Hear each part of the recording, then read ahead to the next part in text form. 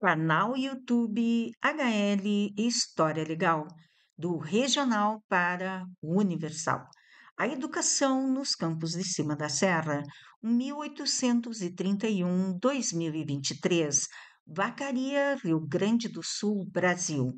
O ano é 1960.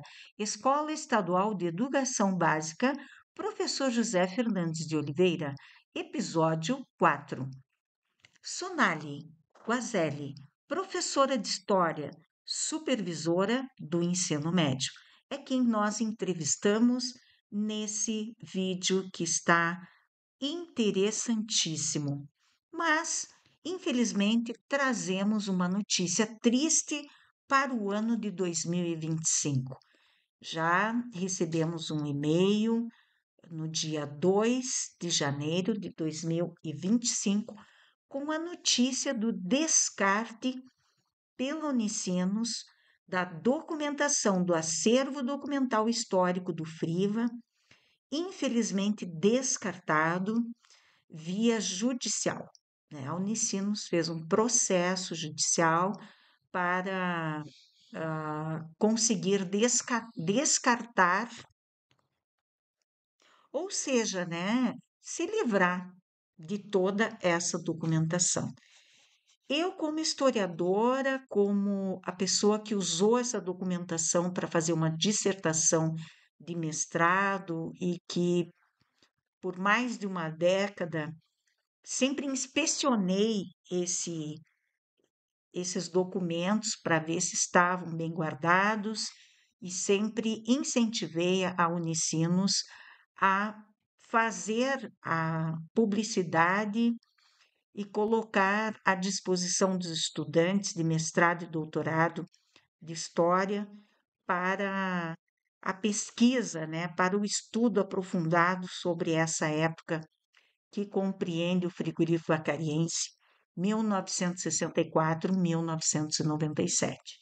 Então, infelizmente, né, o que temos aí é a minha dissertação que foi publicada na forma de livro do frigorífico acariense e agora então não temos mais o acervo, né?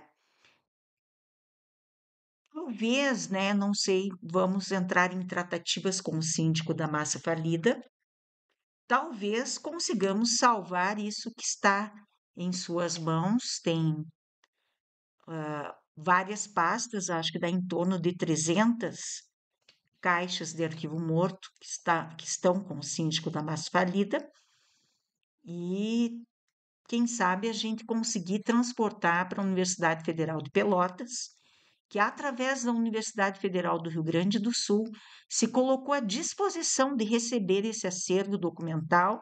Estávamos em tratativas com a Universidade Federal de Pelotas e com a Unicinos quando recebemos a notícia de que o acervo documental do FRIVA foi descartado. Então, a gente vai conversar essa semana com o síndico, porque aqui em Vacaria nós constatamos que não há um local apropriado e com profissionais, um investimento, né? A prefeitura não tem um investimento apropriado para esses documentos, né?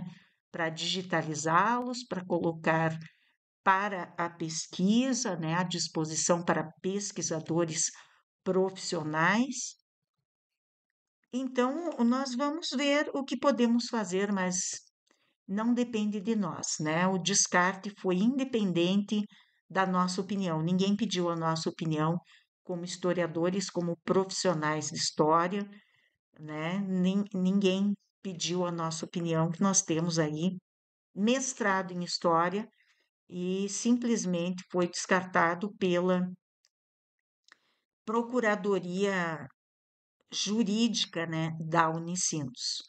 Esse acervo foi colocado às mãos das pessoas responsáveis pela Procuradoria Jurídica da Unicinos, que fizeram esse processo e o juiz aprovou, né? sinto muito, são tempos aí bicudos para quem é historiador, para quem trabalha com história, com documentação histórica, são tempos bicudos mesmo, né? Nós não estamos conseguindo manter o patrimônio histórico do país e nem as instituições históricas, né? Muito dificilmente se consegue alguma restauração, como foi o caso do Museu Nacional, né? Que por ser de grande envergadura, né? Após aquele incêndio tenebroso que o consumiu, foi feita a restauração. Então aí nós ficamos felizes por isso, mas isso é um ato político, público, federal, em 1 milhão. Né?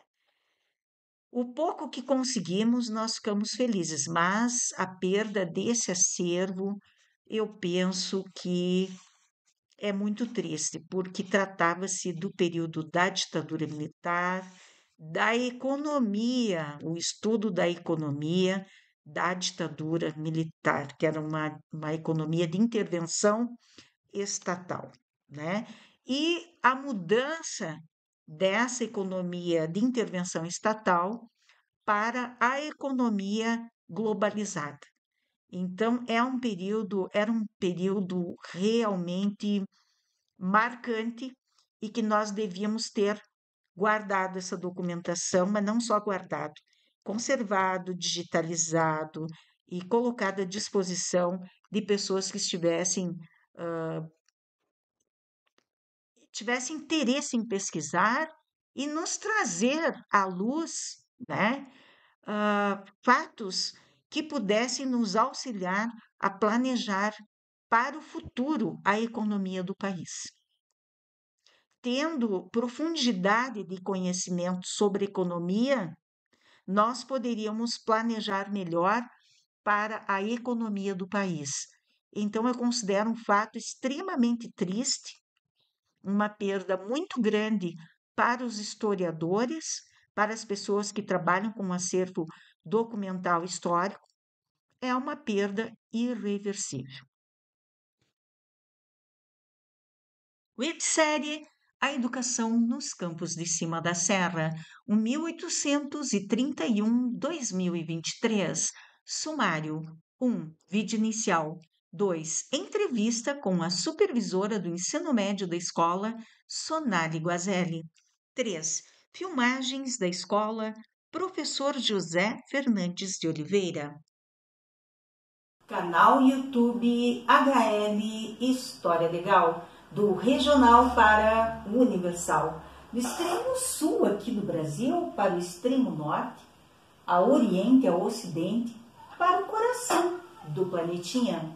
Então estamos aqui com mais um vídeo desse canal que não para de crescer para a nossa alegria. Então, trazemos aí para vocês nesse vídeo a entrevista com a Sonali, que é uma professora de história que trabalhou aí por uns 10 anos na sala de aula e atualmente está como supervisora do ensino médio na escola Professor José Fernandes de Oliveira. Trazemos também as filmagens dessa escola, que é uma escola muito querida para a comunidade vacariense, né? A escola que é carinhosamente chamada Zezinho, né? Nós trazemos também uma notícia deveras triste, né? Para os historiadores, né? E também para aquelas pessoas que valorizam o acervo histórico de Vacaria do estado do Rio Grande do Sul, do Brasil, né?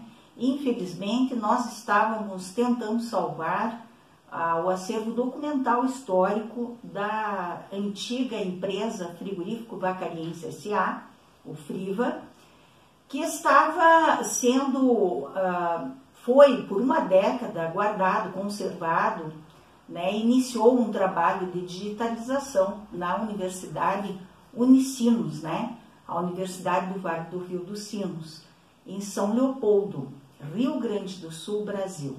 Era um acervo de 1.799 caixas de arquivo morto, contendo toda a documentação, desde a construção do frigorífico acariense até a sua falência em 1997. Então, é um acervo que foi utilizado, né, para dissertação de mestrado, o frigorífico acariense nos Campos de Cima da Serra e o Milagre Brasileiro, 1964-1997, o qual ficou sob esse título no livro, né? O título da dissertação de mestrado é um pouquinho maior, mais complicado, porque no título assim a gente descreve bem o tema que é tratado, né? Mas não vem ao caso aqui, né? O que consagrou a história do Friva, né, os seus feitos, foi o livro, né, que foi publicado, no qual a gente modificou um pouquinho a linguagem, né, para não ficar tão formal quanto uma dissertação de mestrado, mas não tiramos o teor científico do livro, que eram as suas tabelas, as suas estatísticas, os seus documentos, os depoimentos orais, né? Tem toda a história oral do Friva, onde entrevistamos vários sujeitos da história, desde o chão de fábrica até o último patamar, né? Com a entrevista do senhor Armito Pereira dos Santos, que nos autorizou a fazer essa pesquisa na época, juntamente com o juiz da vara civil, a vara de falências de Vacaria, né, a primeira vara civil, e também, na época, autorizado pelo síndico da massa falida, o senhor Walter Cairon. Todas essas autoridades compreenderam na época que era importante registrar a história.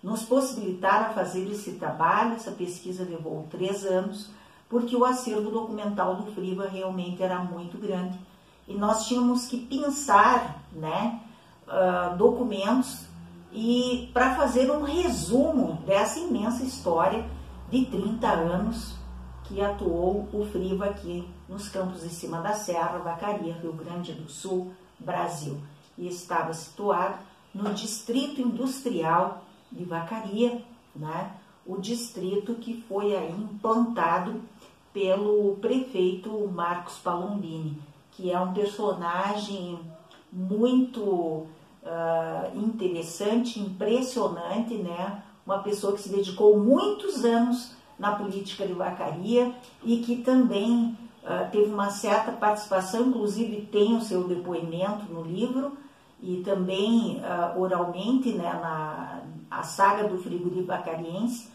né, que esse livro se transformou em uma websérie. A saga do frigorífico vacariense está no nosso canal aqui no YouTube, HL História Legal. E ainda bem que nós registramos, né, em forma de dissertação de mestrado, que encontra-se na UPF, na biblioteca da UPF, na pós-graduação, setor de pós-graduação da Universidade de Passo Fundo, né, onde terminamos o mestrado, iniciamos na Unicinos e terminamos na UPF. E lá ficou, então, nos anais da história, do curso de História da Universidade de Passo Fundo, esse trabalho, né, onde também participamos da publicação de artigos na época e diversos seminários, né, foi amplamente divulgado na época essa dissertação, antes de virar dissertação e antes de ser publicada como livro, né. Primeiro foi divulgada como artigo publicado e depois, então, como dissertação, enfrentamos banca, né, com todos a burocracia e as autorizações necessárias, né, com toda a solenidade necessária para se concluir um mestrado em História. E depois, então, tivemos a felicidade de publicar, através da editora Méritos, de Passo Fundo, esse livro que tem 300 exemplares, aliás, 300 exemplares, que foi vendido boa parte, né? Fizemos uma liquidação aí há um mês, mais ou menos, um mês e pouco, nós fizemos, tentamos liquidar, né, o restante do estoque do livro, mas já fizemos uma reserva para que fosse junto com o acervo documental para a Universidade Federal do Rio Grande do Sul. Entramos em tratativas com a Universidade Federal do Rio Grande do Sul, Porto Alegre, e lá nós conseguimos o apoio deles.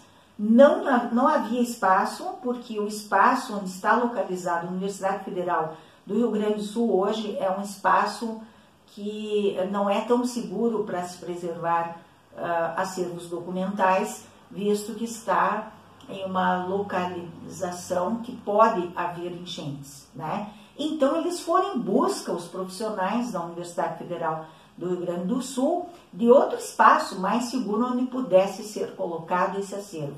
E conseguiram junto à Universidade Federal de Pelotas, né? Então, nós já estávamos em tratativas com o professor Aristeu, da Universidade Federal de Pelotas, para levar esse acervo da Unicinos para a Universidade Federal de Pelotas, né, onde eles se tornariam responsáveis pelo depósito, conservação, divulgação do acervo e para colocá-lo à disposição dos pesquisadores de mestrado, doutorado e graduação também, né, para TCCs. Mas, então, qual foi a nossa surpresa? Que ao enviar o e-mail para a Unicinos, dizendo que encontramos o local para destinar o acervo, o que vínhamos fazendo já há alguns anos, e então agora que nós conseguimos, para nossa surpresa, recebemos um e-mail no dia 2 de janeiro de 2025, que esse acervo foi descartado e foi, inclusive, aprovado judicialmente, né, esse processo. A Unicinos fez um processo judicial para descartar essas 1.799 caixas, né? E conseguiu a aprovação do juiz, o que muito me admira, né? Um juiz deixar descartar um dos maiores acervos empresariais, provavelmente o maior do Rio Grande do Sul, que estava num estado de conservação muito bom,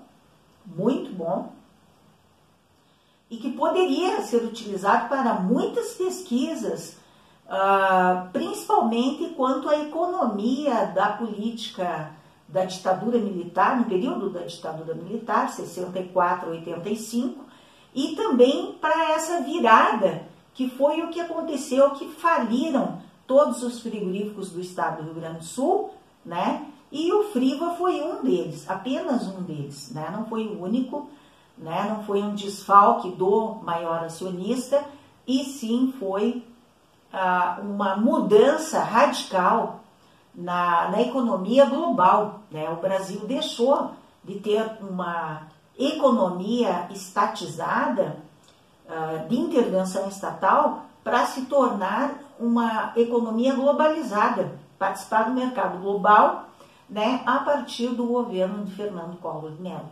E nessa virada de chave, como a gente diz, né, muitas empresas faliram, não foram só frigoríficos. Muitas empresas faliram, nós sabemos que o nosso parque industrial no Brasil foi praticamente, como eu poderia dizer, diluído, né? O nosso parque industrial, que era imenso, né, foi diluído para se readequar aos mercados globais e se transformou, aumentou muito mais, né, a sua atuação no campo do agronegócio, né, da agricultura, da produção de gado e de grãos, né, e dos derivados, mas muito pouco industrialização, muito mais, vende muito mais in natura, né, do que industrializados os produtos.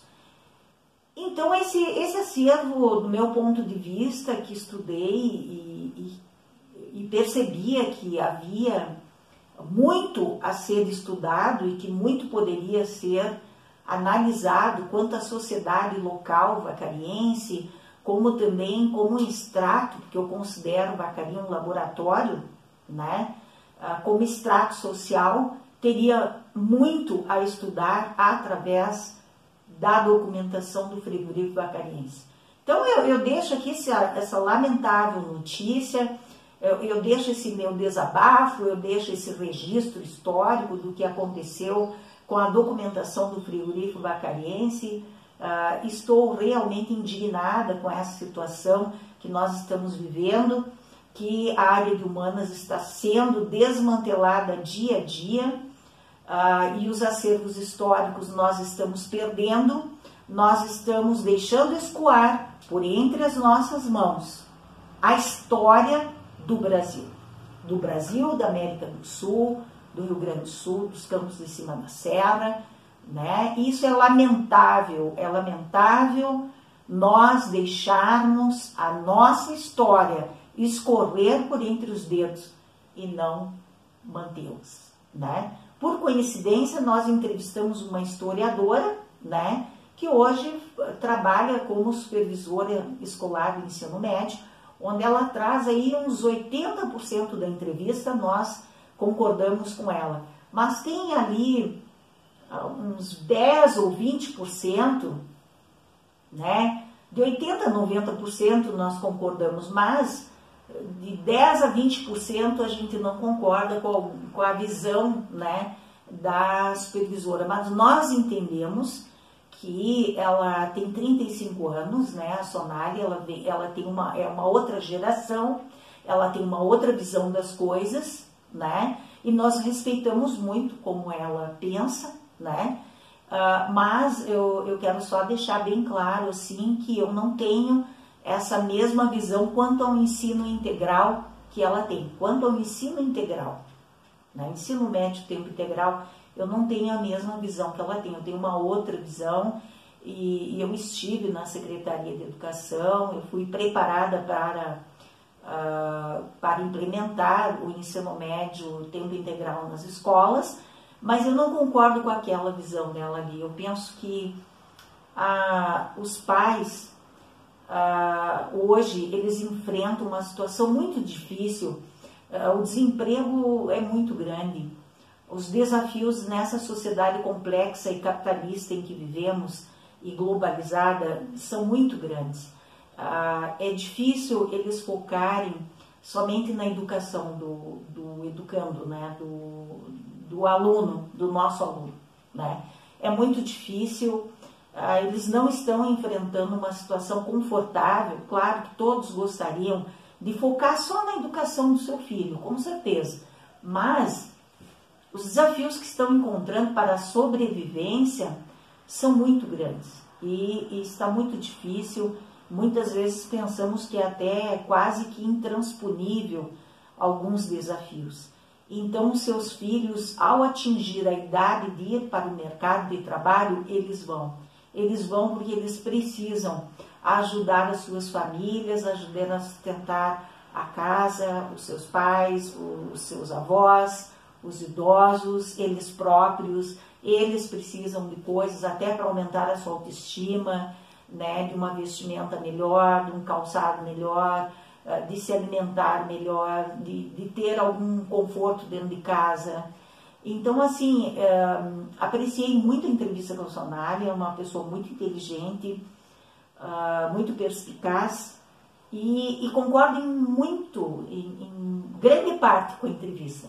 Mas alguns detalhezinhos aí sobre ensino médio em tempo integral, a participação dos pais e dos alunos, essa parte ali eu realmente discordo. Eu discordo porque eu acredito que o tempo integral para o ensino fundamental seria perfeito, porque os pais iriam trabalhar com menos preocupação, bem menos preocupação, podendo deixar os seus filhos seguros em uma escola, se for investido, né, numa boa escola, com excelentes profissionais, se for investido na formação desses profissionais, se forem incentivadas licenciaturas plenas nas universidades, né, tanto públicas como particulares, aí eu acredito, né, que o tempo integral no ensino fundamental seria o ideal, né? Porque o ensino médio, sempre eu sou prova disso, com 14 anos eu fui para o mercado de trabalho. A minha mãe tinha 8 filhos, era divorciada, né? Quando eu tinha 14 anos, o meu irmão mais velho e a minha irmã mais velha haviam casado. Mas então ainda tinha 6, nós éramos em 6 em casa. É muito difícil você prover de roupa, calçado, livros, cadernos, lápis, borracha, comida, artigos de higiene para casa, higiene para cada indivíduo, para cada criança. É muito difícil. Com 14 anos eu fui para o mercado de trabalho e não me arrependo disso, né?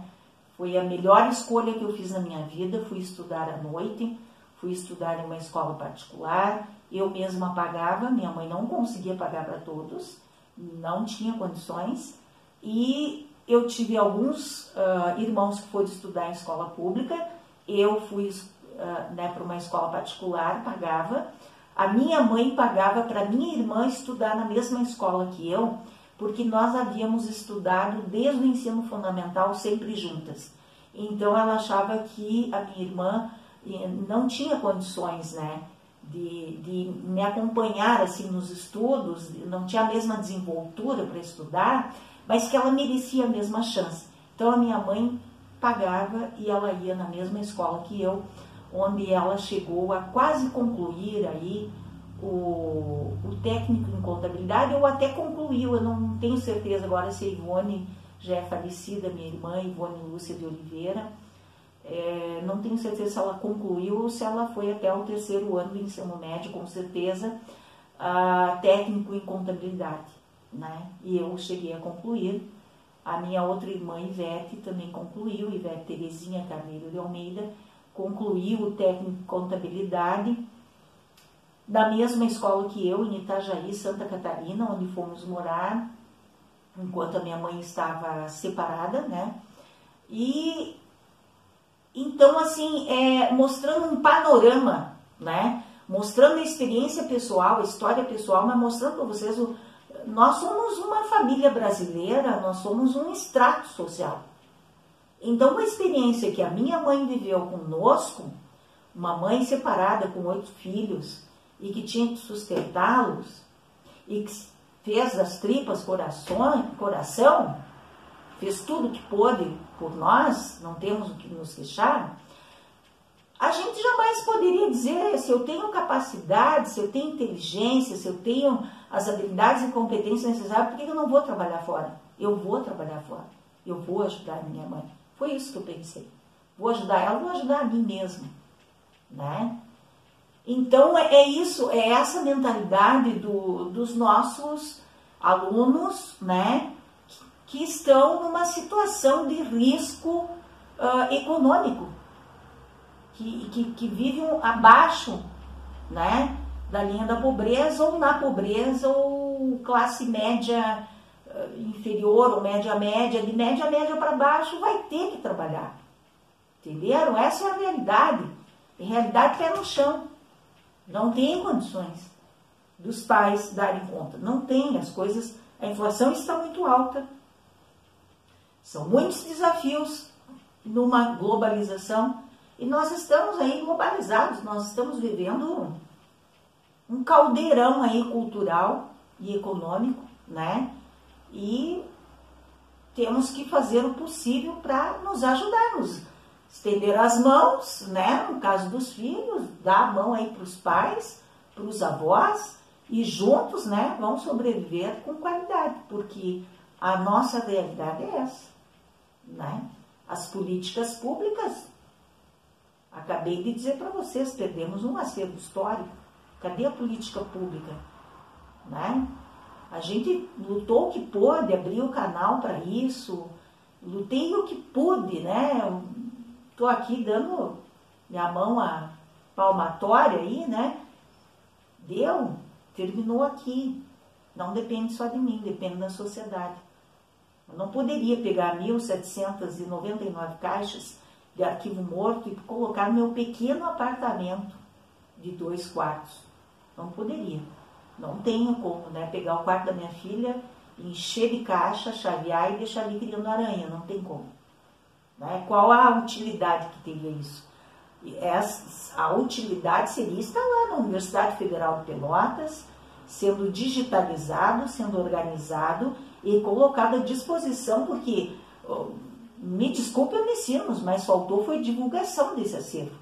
Quando o acervo foi para lá e estava sendo conservado, faltou a divulgação, faltou divulgar esse acervo, né? Em nível de Brasil até, para um estudo, não só em nível de São Leopoldo e Rio Grande do Sul ou região metropolitana, mas sim em nível nacional, para que quem quisesse fosse pesquisar o período da ditadura militar no maior acervo empresarial que existia.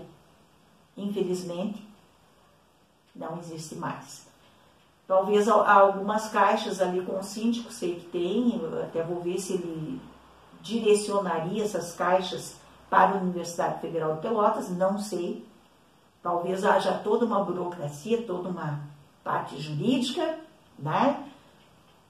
Então, o livro Frigorífico Acariense talvez agora seja um dos melhores registros dessa história, né? E se transforma numa verdadeira relíquia. Ainda temos poucos exemplares à venda, quem quiser adquirir, ali nos créditos desse vídeo vai ter, né? Então fiquem com esse vídeo, tem as filmagens do Zezinho, tem a entrevista com a Sonali, que está imperdível, é maravilhosa a entrevista com ela, é um verdadeiro diálogo, né? Nós estamos aí com um diálogo de damas, né? Respeitando uma opinião da outra, como deve ser, diálogo aberto, e respeitando cada um as suas ideias, mesmo que sejam díspares, mesmo que as ideias sejam controversas.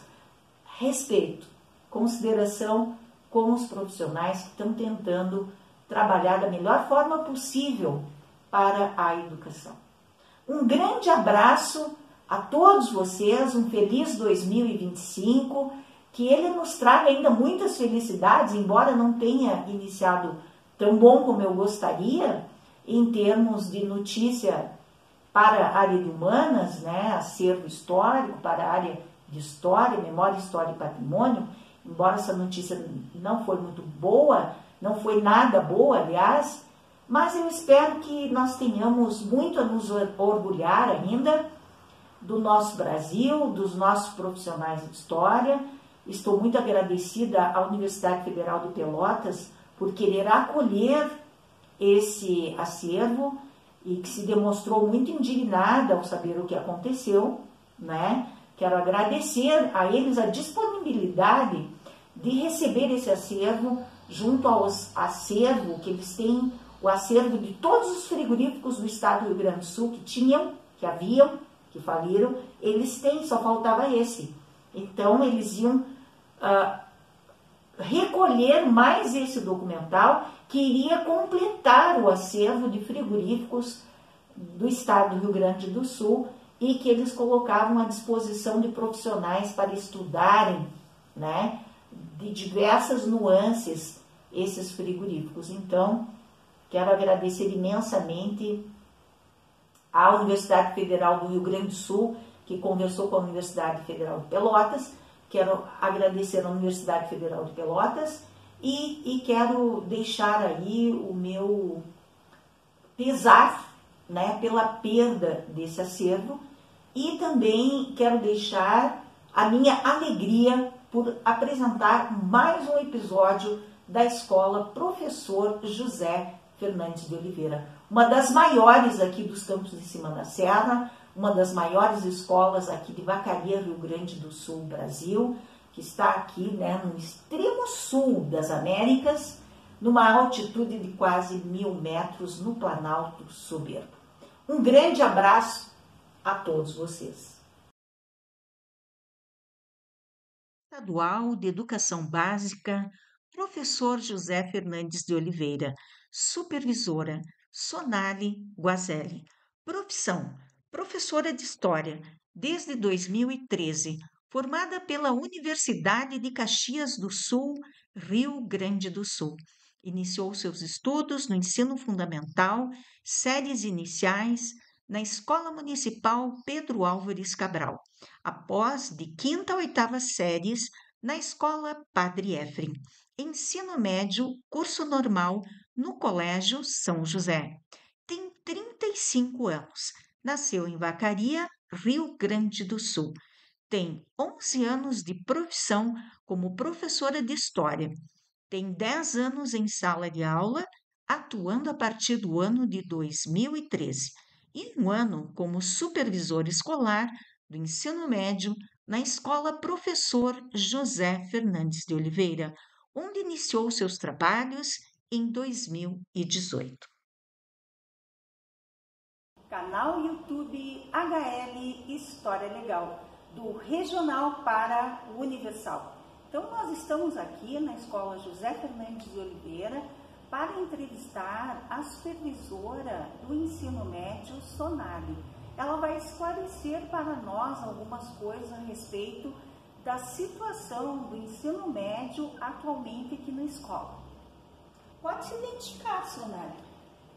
Boa tarde, então me chamo Sonali, sou professora de História formada pela UX e atualmente supervisora na Escola do Professor José Fernandes de Oliveira. Muito bem, Sonali, tu atua ainda na sala de aula? Esse ano não, esse ano eu tenho 40 horas na supervisão, manhã e tarde. Então eu sou supervisora do ensino médio, mas eu auxilio o ensino fundamental também. E você estudou, aliás, você trabalhou quanto tempo na sala de aula como professora? 11 anos, eu tenho de magistério, 10 anos de sala de aula e daí esse ano na supervisão. E no curso de História, com a graduação de História, tu trabalha há quanto tempo? Desde 2013. 2013, Isso. Bastante, né? E então, assim, tu pode dizer para nós a tua formação, onde foi, ensino fundamental, ensino médio? Tá. O ensino fundamental, as séries iniciais, eu fiz na Escola Municipal Pedro Álvares Cabral, de quinta a oitava série, que na época se referia assim, na Escola Padre Efrem, e o meu ensino médio eu fiz magistério na Escola São José.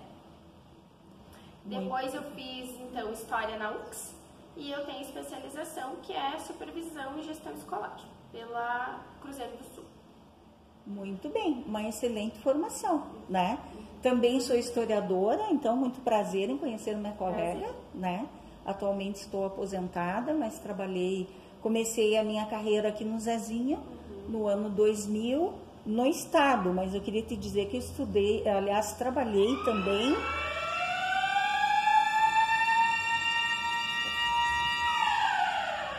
Eu trabalhei também na Escola Pedro Álvares Cabral,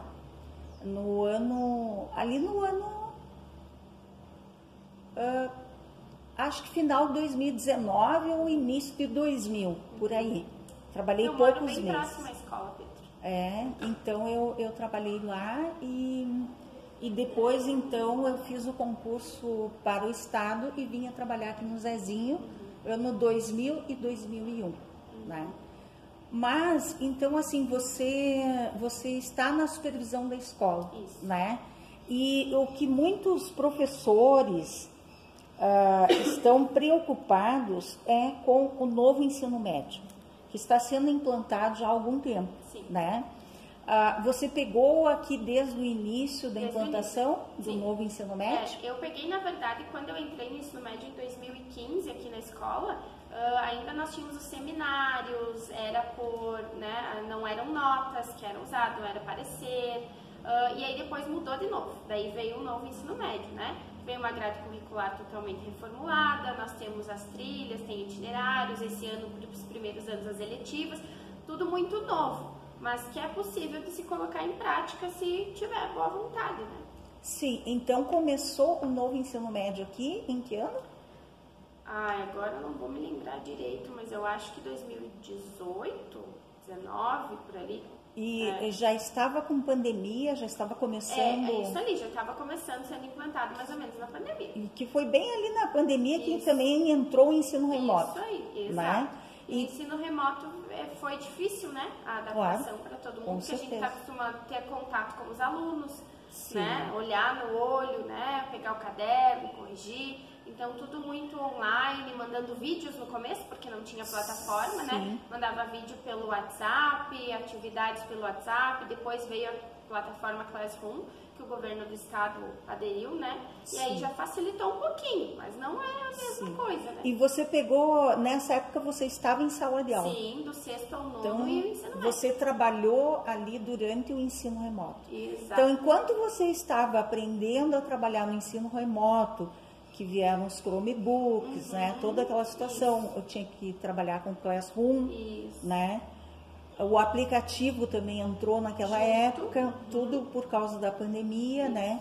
Quando você estava aqui em sala de aula, eu estava, Sonali, na 2ª Coordenadoria Regional de Educação e eu era responsável, era supervisora das 75 escolas do ensino médio, onde nós tínhamos que implantar justamente o ensino médio, o novo ensino médio e também o ensino remoto. Com todas essas novidades que você viu, primeiramente a gente fazia os cursos na SEDUC, né? E é muito interessante a gente fazer esse feedback contigo. Porque enquanto eu estava lá, fiquei 5 anos na 2ª Coordenadoria e durante a pandemia estava lá, estava fazendo essa implantação, inclusive da escola em tempo integral. Todas essas atribuições do ensino médio, eu era responsável na 2ª CRE, onde abrange 38 municípios e 75 escolas de ensino médio. Então, a responsabilidade é bem grande e foi, assim, inusitado a gente ter que trabalhar remoto, que a gente nunca trabalhou. Você em sala de aula e eu numa coordenadoria. Então, assim, como foi para você na sala de aula? Eu acho que muito difícil, né? Foi algo que me decepcionou bastante. Mexeu até com a minha saúde, mas mexe. A questão da ansiedade que eu tenho. Então, assim, mexeu bastante com isso, porque eu gosto da interação com os alunos e você estar dando uma aula online onde você tinha 30 alunos e 5 entram, porque a maioria não tinha nem como entrar.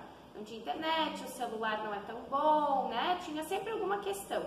E você falava, eles às vezes não abriam a câmera, então tu tá falando ali. Acho que a maioria não abria a câmera, né? A maioria não abria a câmera, então você tinha que pedir, sabe? Eu sempre solicitava, pessoal, não quero conversar sozinha, quero pelo menos enxergar vocês, né?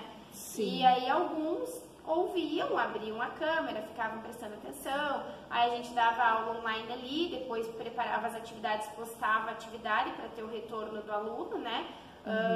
Mas eu sempre fiquei muito preocupada enquanto a isso. No começo eu sofri muito, porque os pais tinham o nosso WhatsApp, eles mandavam mensagem a hora que eles conseguiam para entrar em contato conosco, a gente responde daí, porque tem pais que são muito preocupados e que bom, né? E aí a gente ficava naquela, tipo, passava muito das nossas horas reais de trabalho. Passava muito. Com certeza, é isso que eu ia te perguntar. O teu trabalho diminuiu ou aumentou? Não, ele triplicou. Não foi nem dobrou, ele triplicou. Porque aí, assim, a gente teve que se adaptar em casa, né? Eu comprei um quadro branco que eu não tinha, aí eu comprei um tripézinho ali para gravar os vídeos e postar, além da aula online.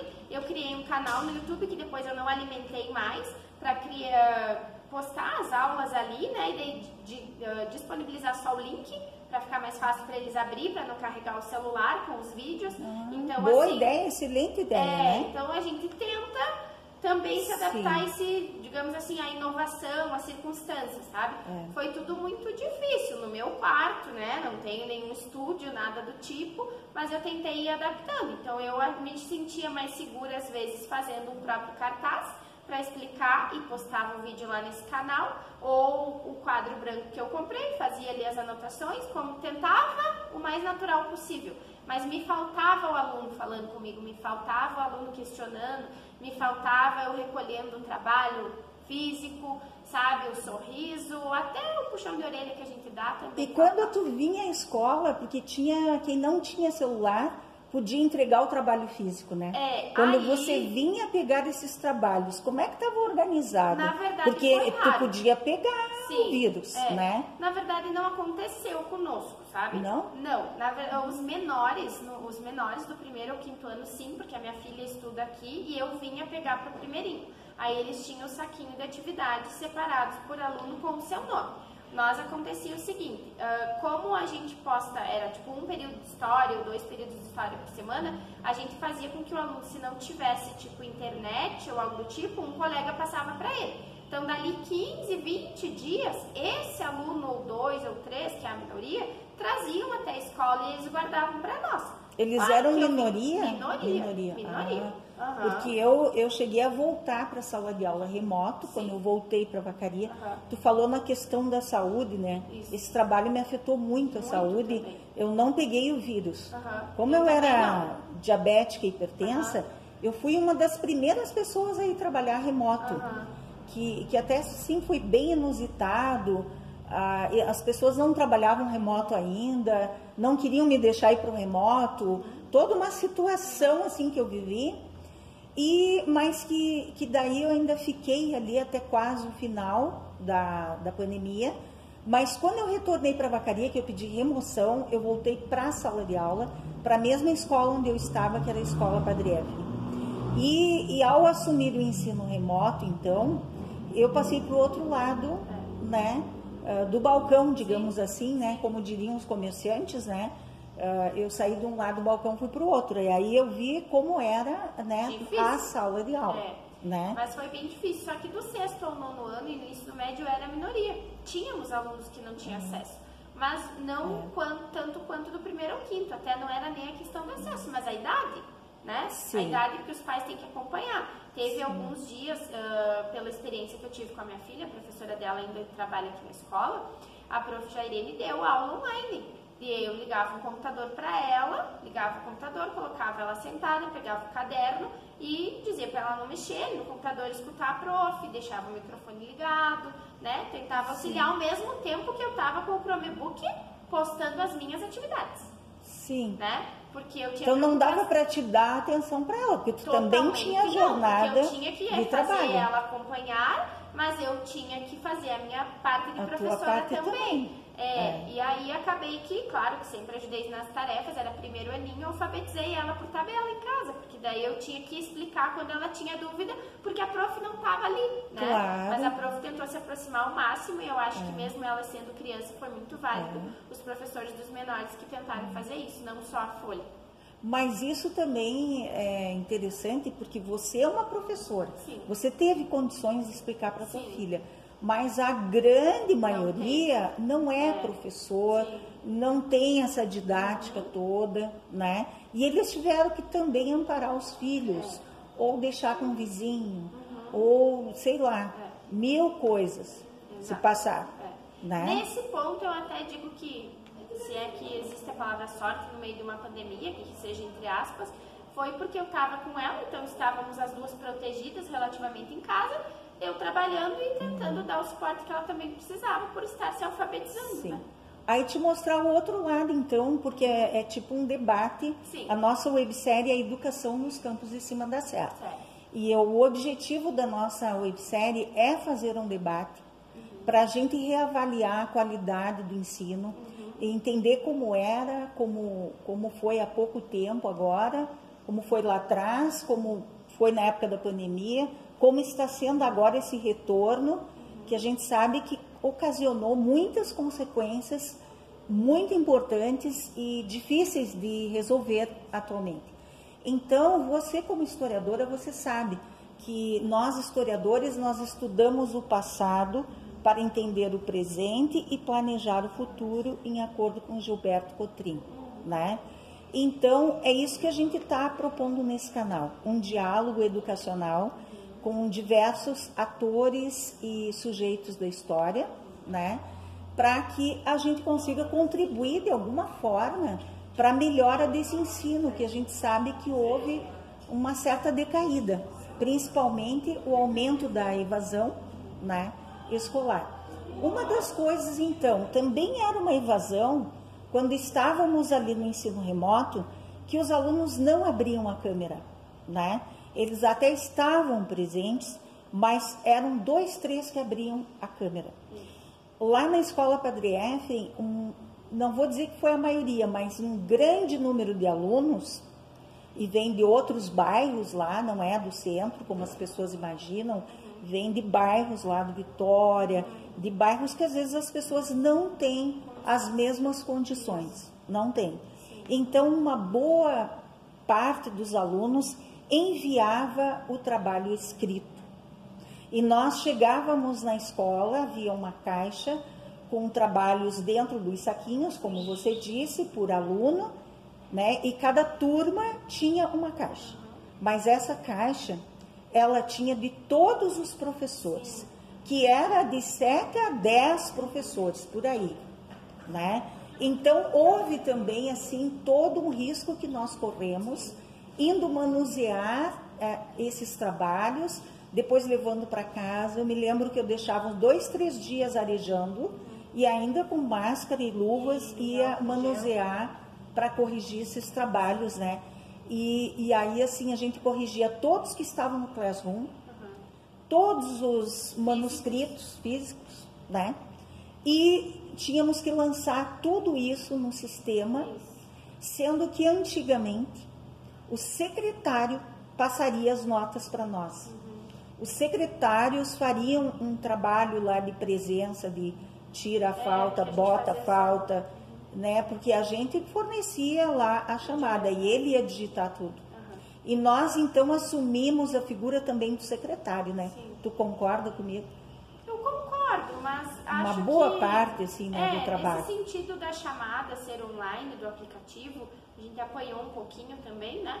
Que estamos acostumados com o papel. Acho que o papel é muito melhor, que ele funciona para um controle muito melhor, porque o aplicativo às vezes não salva, a internet não ajuda. No final das contas, esse ano deu aquele problema na ProService, a gente não sabia se tinha sido perdidas informações ou não, né? Então, assim, mas facilitou para que em tempo real, quem tinha que ter esse controle, que é a Secretaria, a própria a CRE, né, e a própria SEDUC, tinha esse controle, né, dos nossos registros. Porque da pandemia, qual outra maneira que nós íamos, né? E em relação a essa questão que tu fala dos trabalhos, aqui na escola tinha as caixinhas também, e quando eu falo a minoria, tipo, talvez era a minoria na minha disciplina, né, entregue físico. Eu lembro que eu fiz no 7º ano um trabalho de um jogo em história. E aí eles mandaram um vídeo apresentando o jogo, as fotos, jogando com a família e tal, e um ou outro que eu achei muito legal, eu pedi que deixassem aqui na escola para eu guardar. E eu também esperei uns dias para vir buscar, vim de máscara e tudo mais, né? O cuidado que todo mundo tem, né? Sim. Bom, então, além de tudo isso que a gente passou, né, também do ponto de vista do supervisor, que estava numa coordenadoria, que estava ajudando a implantar isso, claro que eu não era a única funcionária, na nossa coordenadoria lá, nós éramos em 50 funcionários. Claro que tem diversos setores, supervisão bem menos, ali uns 4, 5, né, uns 4, 5, a gente trabalhou nisso. A gente tinha 4 a 5 grupos num celular, com diversos professores de toda a região. Nós tínhamos que dar atenção a todos os professores de toda a região. 38 municípios, 165 escolas colocando ensino fundamental e médio. 75 era de médio, mais 80 e tantas do ensino fundamental. Então, isso, assim, a gente acabava trabalhando, em termos de jornada de trabalho, até 10h30 da noite, porque as questões eram diversas durante o dia todo. Então, você começava às 8 horas o expediente e não sabia quando ia terminar, né?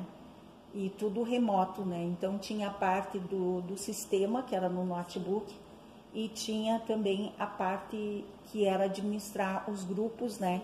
Informá-los, mandar documento, cópia do documento, como eles poderiam avaliar, que tipo de trabalhos eles poderiam fazer online, como é que funcionava a questão do físico, toda uma questão. E aí tinha aquela questão da chamada, que quem fizesse o trabalho e não estivesse presente, quando você ia pegar os trabalhos, você não ia todo dia, até para acumular um pouco de trabalho, ia uma vez por semana, no meu caso eu fazia isso. Aí pegava todos aqueles trabalhos e tinha que no sistema tirar a falta e colocar a presença. Sim, porque aí validava a presença do aluno pela então, atividade realizada. O professor também teve uma carga horária imensa, assim, né? Então, ele não fazia mais só o trabalho dele de sala de aula. Ele fazia também o trabalho de secretaria, né? Foi muito complicado. Agora, vamos entrar, então, na questão do ensino médio, do novo ensino médio. Quais são os itinerários formativos atualmente aqui na Escola Zezinho? Nós temos...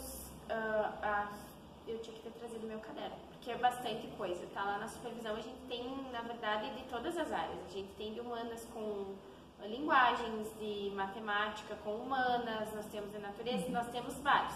De manhã, os segundos anos, nós temos dois, um é empreendedorismo e o outro cidadania, não me engano, porque eu não decoro os nomes que são muitos. Sim, são muitos, não, entendo. E aí são 3 turmas que frequentam um e as outras 3 outros. De noite, isso no segundo ano. Aí no terceiro, dentro desses que era ofertado também, né, dá segmento. E à noite é a mesma coisa, só que como são menos turmas, em vez de 3 itinerários diferentes, nós temos 2 trilhas, que a gente fala, né? E dentro das trilhas é que nós temos os itinerários formativos, que são os componentes curriculares. São componentes bem diversificados, eu diria.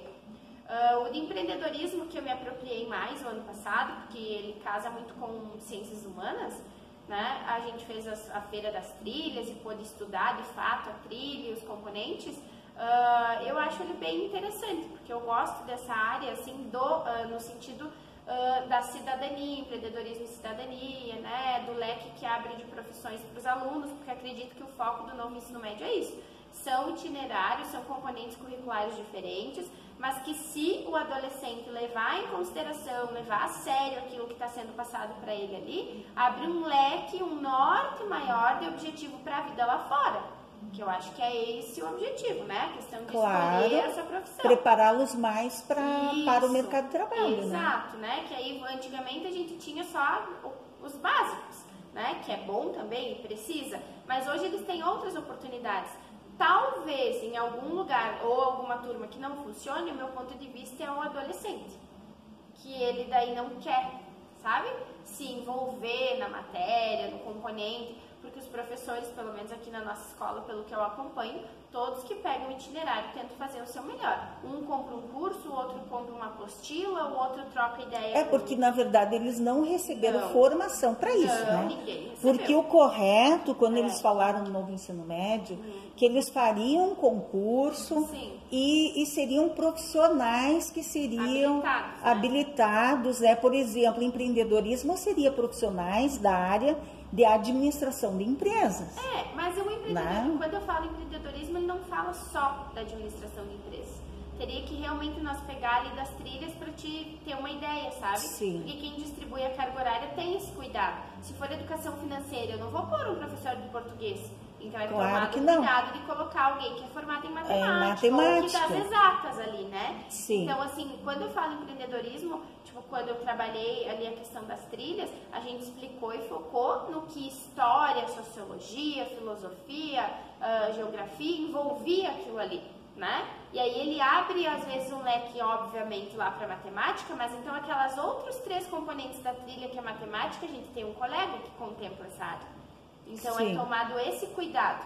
E enquanto tem a preparação, inicialmente ninguém teve, mas sempre se abriu o portal da SEDUC, desde então tem N cursos à distância é só querer fazer, né? E em questão de EAD, por exemplo, de projeto de vida, nós também não fomos preparados para dar projeto de vida, mas tem cursos para projeto de vida. Aí tu fala da trilha antirracista, nós sabemos de toda a importância de falar desse tema, mas a gente não é preparado para falar disso. Mas nós temos curso de trilha. Mas você, assim, pela tua fala, então você é a favor do novo ensino médio? Você acha que deveria continuar os itinerários? Eu não a quantidade de períodos que tem, né? Eu acho que a formação básica poderia, por exemplo, história no ensino médio 1 período. É pouco para mim. É muito pouco. Sabe? Não só para ti, para qualquer um. Entendeu? É Geografia, só um período, qualquer um. Entende? Então quando eu comecei no ensino médio, eram 2 períodos. Eu peguei uma época de fundamental que eram 3 de história. Que era o ideal. Né? É um sonho. Não, é um sonho. Então, assim, é um sonho porque aí você consegue trabalhar de verdade, né? Exato. Com vários instrumentos, não só o livro didático, mas tu traz um filme, já vi que tu é das novas tecnologias, tu falou em jogos, eu também trabalhava assim na minha sala de aula, eu trazia que nem o banco imobiliário, né? E falava da bolsa de valores quando houve o craque da bolsa. Então fazia toda uma associação com eles. E tu vai desenvolvendo habilidades e competências nele e ensinando e vai tornando interessante também o conteúdo.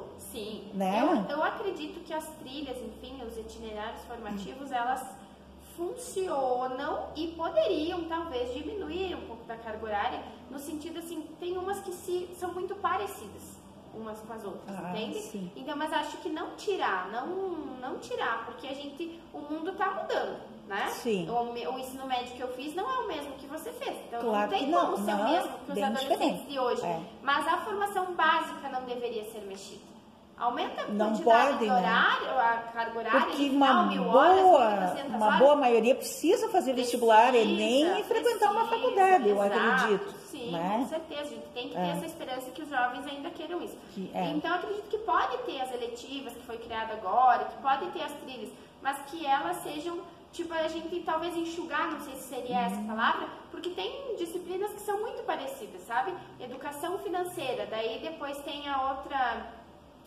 que também fala muito da parte financeira, que o nome é quase a mesma coisa, tu olha na ementa é muito parecido, sabe? Sim. Mas eu acho que sim, tem que ter, porque abre um leque diferente de visão de mundo, sabe? De oportunidade de estudo dentro.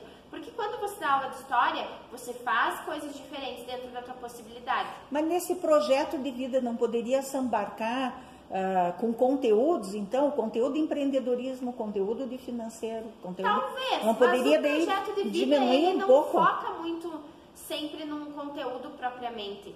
Você também ouve os alunos, você dialoga com eles, você escuta as vivências deles. Quando você faz um mapa dos sonhos, quando você fala em mapa Mas dos é que sonhos, daí você aumentaria a carga horária do projeto de vida, né? Só se aumentar o projeto E aí de vida. dentro dele você teria a subdivisão desses itinerários. Agora vai ter o projeto integrador, né? A partir de 2025. daí projeto agora de já vida estou um tem pouquinho por fora dessa...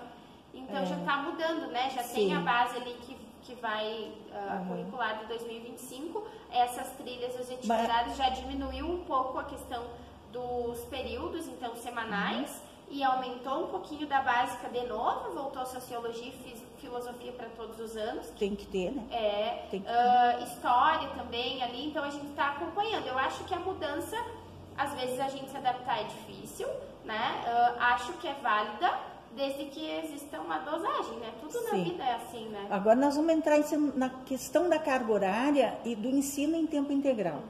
A escola de vocês não é ainda ensino médio em tempo integral. Não. E qual é a carga horária dela atualmente? Quantos períodos tem por dia? Qual o horário da escola? Poderia esclarecer? Assim? De manhã nós começamos às 7, é o primeiro período, e vamos até meio-dia. São 6 períodos com um intervalo de 20 minutos. Né? Tu não acha muito cedo para um local que é extremamente frio? Cedíssimo. Né? Porque eu sempre dei aula, muitas vezes eu tinha que, 7h30 eu tinha que estar lá. Eu peguei uma época que no EFREM era assim, porque eu trabalhei 7 anos no EFREM antes de ir embora, depois voltei para o EFREM e fiquei mais um ano. Então, assim, a gente começava às 7h30 e terminava meia hora da tarde. E às vezes eu trabalhava à tarde também com o ensino fundamental. De manhã o médio e à tarde o fundamental. E o médio ia até a meia hora da tarde. E o fundamental, 1h30, já estava começando. Então É muito corrido. O espaço de tempo da manhã e da tarde, que eu também trabalho 40 horas desde sempre aqui na escola, ele é sempre apertado. Você bate um horário, você não sai daqui aquele horário. Você demora uns minutos ainda para sair e chegar até em casa e tudo mais, voltar, né? Mas de manhã, realmente, 7 horas eu acredito que é um horário bem cedo. Como tu falou, aqui no inverno é bem Então são judiado. 6 períodos. 6 períodos todo dia. E foi tentado colocar remoto ano passado, uma época, o primeiro período, na época do inverno, se eu não me engano. Só que aí os alunos não participaram nesse período remoto, né? Era postagem de atividades, que eles tinham que retribuir para ter a presença. E tinha que ser às 7 da manhã, ser remoto, ou poderia... Às 7, não. Já não tinha aula online. Ele estava lá, o professor obrigatoriamente tinha que postar atividades. Nós não tínhamos que dar aula online. Né? Então, assim, era só eles fazerem a parte deles, mas a maioria não fez. Então, como que vai Mas continuar? eles tinham o horário das 7 ou eles podiam fazer durante o dia? Podiam fazer durante qualquer o dia. horário? Sim, devolvendo a atividade, eles podiam. Daí ficava mais Isso, daí a gente flexível. entrava 15 para as 8. E daí é quando ia batendo pro segundo. Só que a maioria não aproveitou, né? Eles levaram na brincadeira e acabou. Eu acredito que isso talvez funcionasse para a educação de jovens e adultos, para adultos. E olha talvez. lá, olha lá. Eu não acredito muito na educação à distância, sabe? Nem eu. A questão assim de fazer a gente agora, fazer uma pós à distância é uma coisa. Nós somos mais disciplinados em questão de estudar, do foco, das metas que a gente tem. Mas o adolescente em si... Tu sabe quantos alunos tem na escola atualmente? Se eu não me engano, 1.008, 1.010, passa de 1.000 alunos. Tá. 3 turnos. Tá. Eu estou fazendo esse diálogo para casar com o da escola Padre Pacífico, que também é uma escola de ensino médio, e que ela é a primeira em ensino médio tempo integral, e que ela sofreu com isso uma grande saída dos alunos. Sim. Eles tinham 1.590 alunos quando eu trabalhei lá, que a Marilene era a diretora. Nós tínhamos 1.590 alunos, tinha os 3 turnos, atualmente lá não tem o noturno e eles estão apenas com 250 alunos. E é ensino médio em tempo integral. A gente acredita que a grande saída desses alunos dessa escola é por causa do ensino médio em tempo integral. É que falta a cultura, né? É uma questão. Mas não é assim, só a cultura, eu já te digo assim, o problema é o financeiro, porque no 2º ano do ensino médio, eles atingem a idade para trabalhar, e eles vão trabalhar, porque eles precisam ganhar, precisa ajudar a família. Na verdade, essa questão do trabalho é sempre essa justificativa que é usada, e a gente às vezes entende e às vezes não, né? Porque existem N realidades. Mas assim, no 1º ano do ensino médio a gente já tem muita gente que trabalha. Né? No 9º ano já tem alunos que vêm aqui de tarde, mas tem estágio de manhã. Não é dito, mas eles não têm a idade para trabalhar, mas tem eles trabalham. Né? Enfim. Eles dão um jeito de achar uma forma. Eles querem achar uma vaga, porque eles querem ter o seu dinheiro ou por necessidade de ajudar a família. Claro. E isso é muito... A gente entende a situação. O que eu tenho 35 anos só, não consigo entender é quando a família permite que o adolescente coloque o emprego no lugar, em primeiro lugar na vida, aquele trabalho momentâneo, do que o seu estudo, que precisa terminar o ensino médio de fato, para realmente você conseguir um trabalho melhor depois, fazer cursos, seja em universidade paga ou pública, ou cursos técnicos, enfim, né, para seguir com uma vida, ter uma vida melhor. Eu não consigo entender. Não, eu concordo contigo que é um fator cultural. A maioria das famílias, elas não têm essa cultura de dar prioridade ao estudo em detrimento do trabalho, e sim ao contrário. Depois da pandemia piorou. Né? Porque durante a pandemia, a maioria que não participava das aulas online não estava em casa protegido, eles conseguiram um emprego. E aí os pais viram que talvez ficar mandando trabalhinhos, né, um pouco que eles faziam, e essa cultura veio agora para pós-pandemia, né? Continua, né? E aí as pessoas faltam muito à escola hoje, né? Muito. Aí você faz a busca ativa com a prof do SOI, né? É feita a busca ativa, é ligado para as famílias, é chamado aqui, é conversado com o adolescente quando se consegue resgatar ele, tenta entender os motivos, tenta motivar e mostrar que ele precisa disso aqui primeiro para depois qualquer outra coisa, né? E que sim, óbvio que é importante trabalhar, né? Mas que o estudo tem que vir em primeiro lugar e ele tem que tentar se motivar para que ele consiga algo. Sim, mas tu acha assim, por exemplo, a tua escola hoje tem 1.000 e poucos alunos. Tu acha que ela vai continuar com 1.000 e poucos alunos se ela implantar o ensino médio tempo integral? Tu acha que essa cultura vai ser criada assim de uma hora para outra? Não. A cultura, acho que a gente não se cria de uma hora para outra, mas eu acredito que daqui a pouco a comunidade escolar, os pais lá fora vão ver que não vai ter outra saída. O caminho está se caminhando para isso, todo mundo tempo integral. Se vai valer a pena, se vai ser uma educação melhor, uma educação de qualidade, uma educação que realmente prepare esses jovens, vai depender de nós também, de quem está aqui para trabalhar nesse tempo integral. Né? Claro, depende do governo do estado, depende muito do professor de sala de aula, depende muito do estado, os investimentos, porque queira ou não é o professor, não sei se concorda comigo, né? É o professor que faz acontecer. Sim. Por isso que ele é a maior autoridade dentro da sala de aula. Sim. Porque ou ele é um lá zero à esquerda que só quer cumprir o horário, sim, ou ele é aquela pessoa que ele realmente quer passar valor. Isso. E aí ele vai trabalhar, vai montar estratégias para chamar a atenção desse aluno, para fazer com que esse aluno participe, né? Porque não existe aprendizagem sem a participação do sujeito que é o aluno. Sim. Tu concorda ou não? Sim, com certeza. Só o professor ficar lá falando. Não, ele tem que ser... Se ele não interagir... Se ele não estiver motivado, a gente pode tentar de tudo e ele não vai aprender, né? Sim.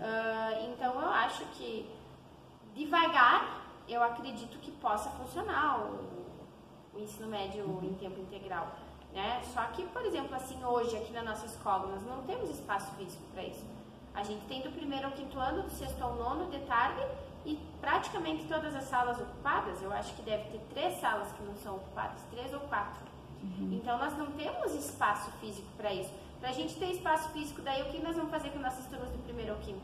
Tu ia ter que tirar. Pois é, que é a ideia. Eu digo a escola, que né? A escola teria... A gente sabe que a ideia do tirar. Estado é ficar com o ensino médio. Só com o ensino médio. É o ensino médio, a gente Mas sabe aí disso. as pessoas não querem ensino médio tempo integral. Daí eu acho bem difícil isso aí. Tu não acha que seria muito mais proveitoso o ensino fundamental em tempo integral? Não seria mais proveitoso? Porque as pessoas vão trabalhar, os filhos precisam ficar, às vezes eles vêm num período para a escola, no outro eles ficam meio solto. Só né? se não começasse, seria assim mais produtivo? Só se talvez de repente iniciasse pelo ensino fundamental integral e aí esse povo que iniciasse no integral lá na frente o médio fosse integral também, porque daí já se criou a cultura desde cedo. Isso, aí o resultado depois de 10 anos, 12 anos, Sim. 13 anos seria mais positivo, né? E aí o que vai entrar? Vai entrar o Estado quer financiar tudo isso? Porque a gente sabe que ele não quer. Porque em vez né? de financiar 3 anos, vai ser um prazo, né, maior. Daí seria 9 mais 3, 10, 11, 12 anos 12, 13 de anos. financiamento. Ele já não quer financiar o ensino fundamental, quer ficar só com o médio, né? E a gente sabe que não é despesa, é investimento, né? Sim. Investir no ser humano, tu vai investir numa sociedade melhor, num cidadão melhor, muito menos violenta, menos presídios, pessoas mais compreensíveis, mais que vão entender as coisas, né, o que está acontecendo, né? Eu pelo menos tenho essa ideia que quanto mais se investe na educação, menos presídios é necessário. Sim. Eu sou partidária dessa ideia, né? Mas enfim, não é todo mundo. Bom, mas então para a gente encerrar, que tá, senão fica um pouquinho grande, mas excelente as informações que está passando, era tudo que a gente estava precisando para fazer esse fechamento, né? Porque essa aqui com certeza é a maior escola de ensino médio da cidade, né? E então por isso é muito importante a gente saber essa informação. Para a gente encerrar assim, do teu ponto de vista, qual a importância da educação como sistema social? Eu acho que é um ponto crucial para a vida de qualquer cidadão, para a vida de qualquer pessoa. Se você tem oportunidade de estudo, você consegue melhorar com o teu esforço ao redor de você, né? A tua sociedade, o teu bairro, como tu falou, esclarecimento. Você vai ser uma pessoa esclarecida, você não vai falar bobagens, né? Você vai ter informações, você vai saber se comportar, você vai saber conversar, você vai conseguir numa entrevista de emprego, você vai ter, né, como se portar lá, então vai conseguir ser contratado independente do serviço que você venha a querer desempenhar, seja vendedor, seja depois formado como dentista ou qualquer profissão, né? E como ser humano, acho que a educação é realmente a base de tudo. Pelo menos foi isso que eu aprendi em casa e não por coincidência escolhi ser professora e os meus pais não tinham formação e conseguiram dar formação para mim. Então eu acho que a educação é a base. Eu acho que a gente tem que focar realmente em melhorar cada um de nós dentro da sala de aula. A gente pode cobrar do governo, mas a gente tem que melhorar enquanto professor dentro da sala de aula para a gente motivar o nosso aluno e que ele consiga ficar aqui e também seja alguém no amanhã. Sim. E tem uma coisa também, quando a gente entende mais as coisas, compreende mais, a gente consegue ter mais paciência com as outras pessoas, né? Porque se a gente não entende, se a gente ignora, por ignorância nossa, às vezes a gente passa a agredir, né? E isso está acontecendo muito, né, na sociedade atual. É a questão de não ter informações, né? Ou informação distorcida, aí você não interpreta, não sabe interpretar uma lei, não sabe interpretar a mudança do governo em qualquer quesito, né? Não quer, às vezes, se envolver e falar até de partido, mas você não sabe, você não tem condições, não tem propriedade do assunto, né? Então, a interpretação de texto é importantíssima, né? Demais. Ainda mais para nós historiadores, né? Sem saber interpretar um texto, não tem como ser historiador, né? Como estudar os documentos e transferir isso para outras pessoas. Exato. Né? Interpretação. Para interpretar, a gente tem que ler muito, Com né? certeza. Se informar. Então, eu acho que a educação é a base. Não tem uma outra frase que eu escolho. Muito bem, então fico muito feliz de ter te dado aliás, ter concedido o espaço e você nos fornecido, né? Porque você poderia se negar, né, a falar. Muitas pessoas se sentem inibidas, né? Então eu fico muito agradecida, né? Então vamos trazer esse diálogo aqui para a websérie A Educação nos Campos de Cima da Serra, né? Em um dos episódios, na verdade, do Zezinho, né? Eu me atrapalho um pouquinho, porque eu estou terminando o Pacífico, eu fiz o 7º episódio hoje, que vai ao ar, já está lá no ar, daqui a pouquinho as pessoas vão ver, e daí eu estou fazendo já no canal, até não conheci o material, né? Mas depois eu vou te passar ali os dados, então, né? Mas então, um grande abraço a todos vocês. Até mais. Então, nós estamos aqui na Escola Estadual de Ensino Básico Professor José Fernandes de Oliveira, famoso Zezinho, cujo patrono é nosso querido José Fernandes de Oliveira. Então nós temos o imenso prazer de documentar essa escola estadual que trabalha com o ensino médio, ensino fundamental, aqui nos campos de cima da Serra, já há muitos anos. Na década de 70 eu tive um irmão que estudou aqui, que hoje está com 65 anos.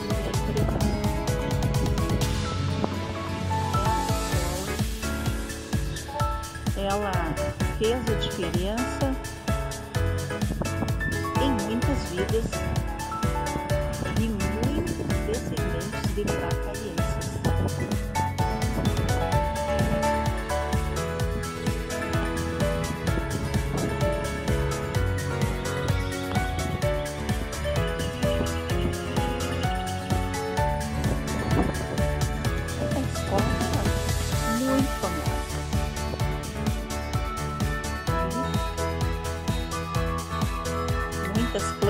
Como todas as escolas estaduais que nós temos documentado, sempre tem muitas plantas, muitas árvores. Elas têm essa característica aqui nos campos de cima da serra, de preservar a natureza, né? De ter em todos os seus cantinhos aí árvores.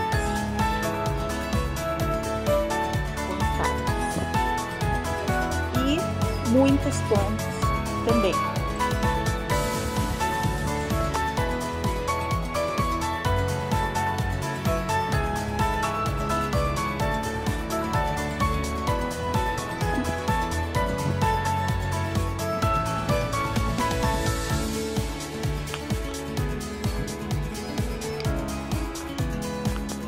Então aqui tem várias taças, né?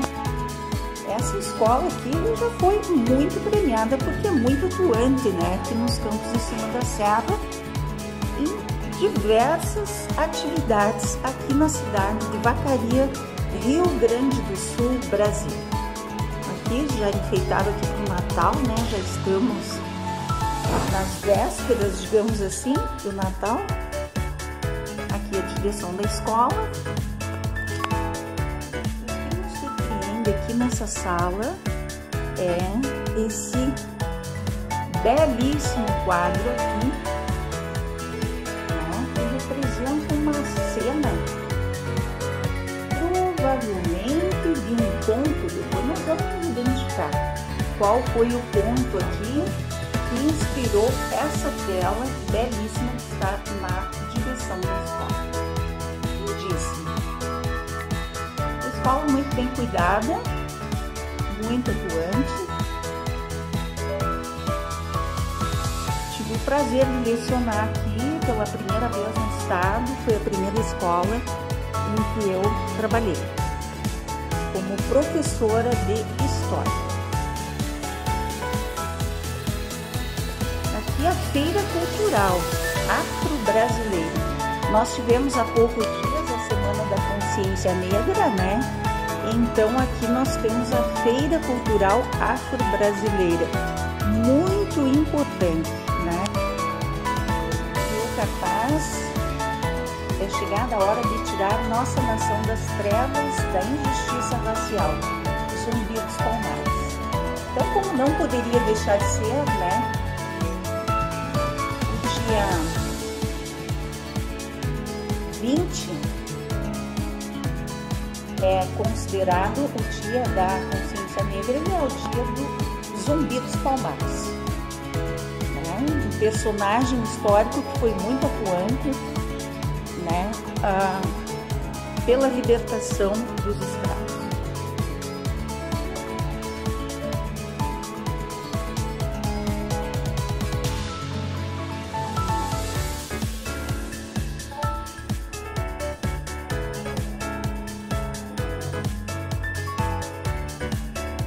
Aqui nós temos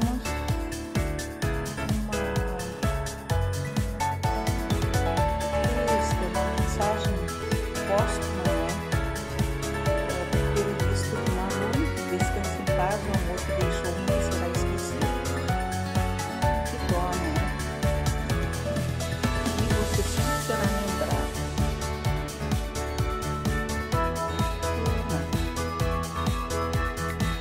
Que levo no coração, na lembrança e na saudade. Mas a escola é um espaço muito democrático e nela não acontecem somente momentos felizes, claro.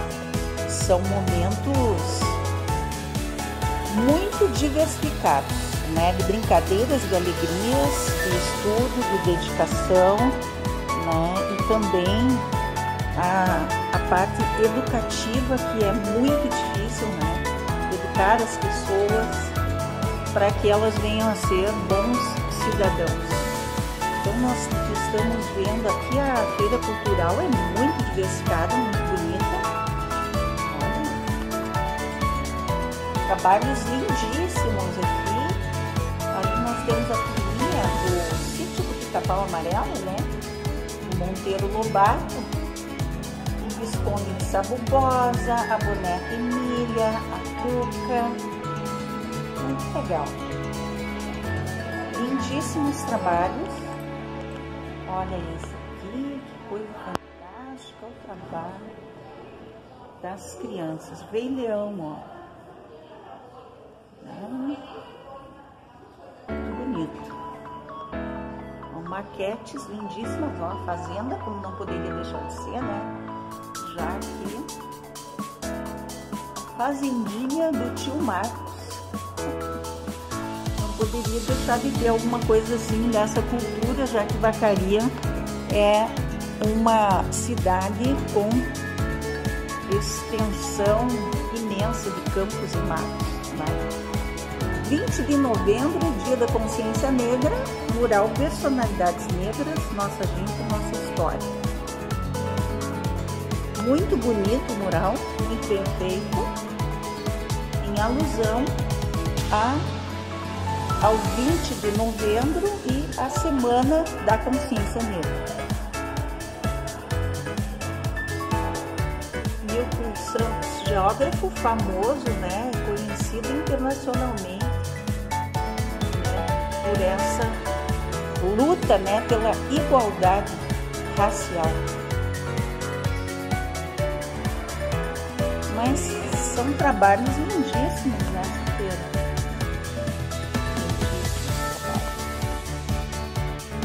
Uma escola que se destaca muito pela sua atuação na comunidade, com trabalhos, com participação em campeonatos, diversas formas de participar.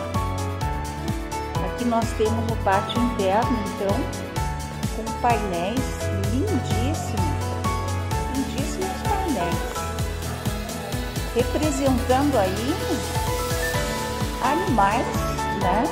Representando a natureza, os animais, a diversidade, né?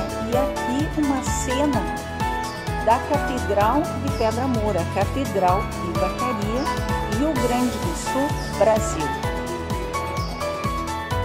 Então são elementos da cultura gaúcha aqui nos Campos de Cima da Serra, Vacaria do Rio Grande do Sul. Vacaria é conhecida como o segundo maior produtor de maçã do Brasil.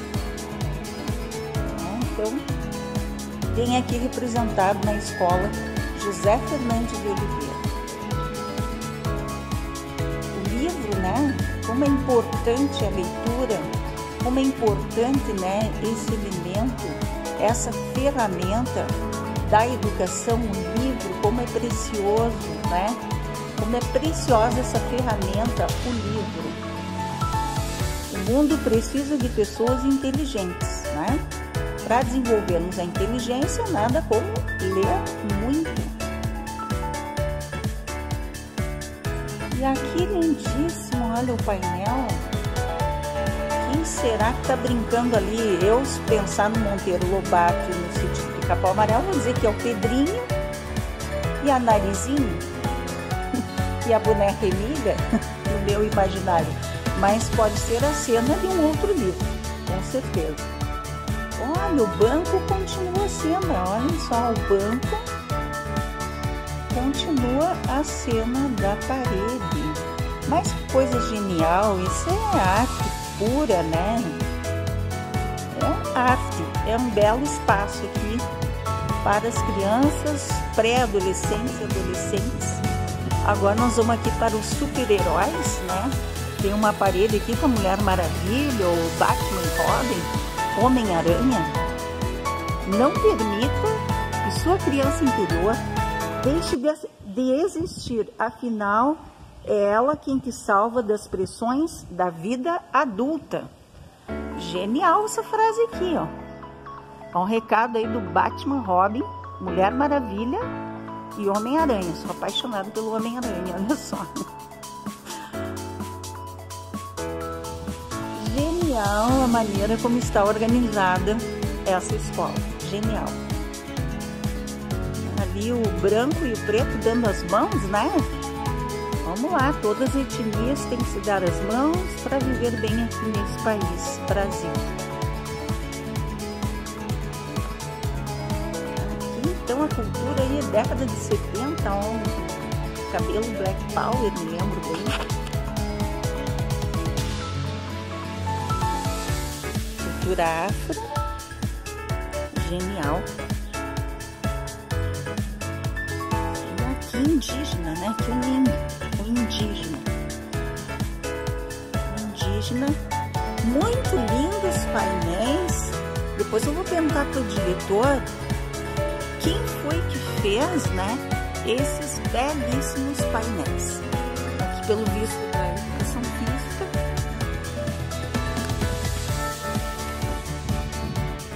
Tá fechadinho, não vou entrar, mas é tipo um pavilhão, né? Pavilhão fechado, utilizado para a educação física. Interessante.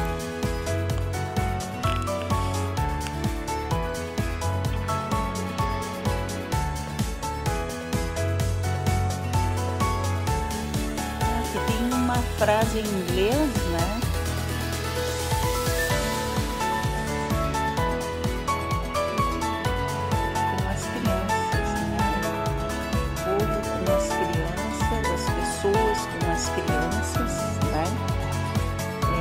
E aqui o banco continua a pintura, olha que legal. É um arco-íris, né? As pessoas com brincadeiras com as crianças, né? Ali já tem outro personagem, o Simpsons. a família Simpsons, né? Outro personagem, mas é genial a forma como eles fizeram a organização e a decoração desse pátio maravilhoso, pátio interno aqui da Escola Estadual de Ensino Básico José Fernandes de Oliveira, que seria de ensino fundamental e médio, né? O ensino básico. Olha que lindo! Meu Deus, aqui lindíssimo, né?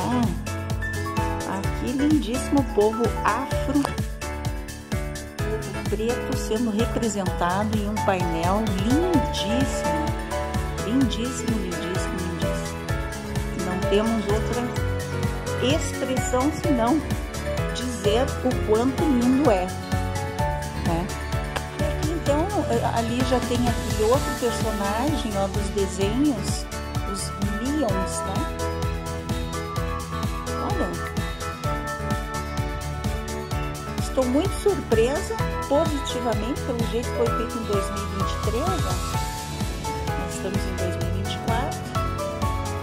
São personagens, diversos personagens e histórias infantis e infanto-juvenis que temos aqui nessa imensa escola. Aqui vai para um outro prédio.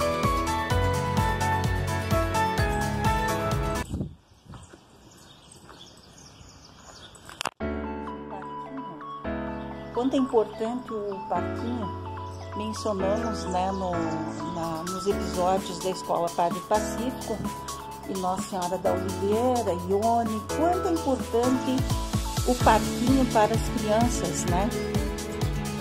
Infelizmente identificamos árvores cortadas, né? Certo que teve algum problema.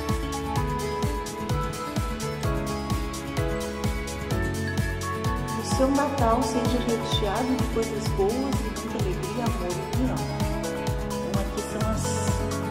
Salas de aula, eu me lembro de ter trabalhado em uma delas.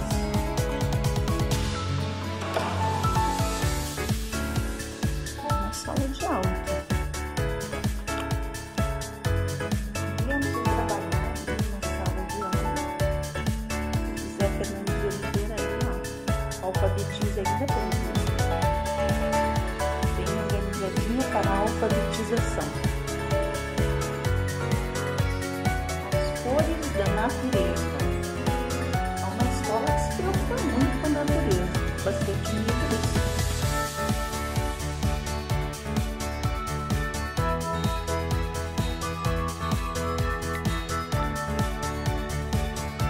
Interessante.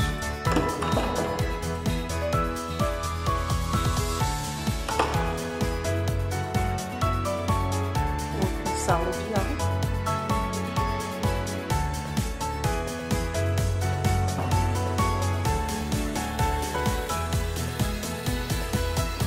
Ainda temos alfabetização nessa imensa escola.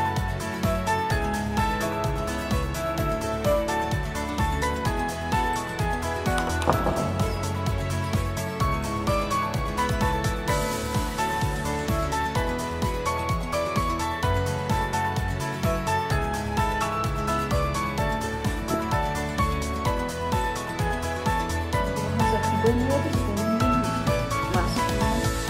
Prédio CAT, ali nós vemos imensas quadras, né? Imensas quadras da escola, árvores, né? Pois vamos ver se ele identifica as árvores para nós, né? Ali um pinheiro araucária, maravilhoso, araucária, símbolo da cidade de Vacaria, Rio Grande do Sul, Brasil. Vacaria era Vacaria dos Pinhais, né?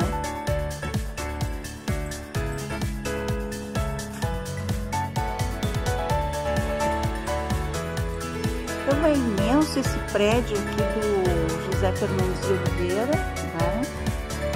E foi conquistado a duras penas, né? Porque ele iniciou em outras escolas.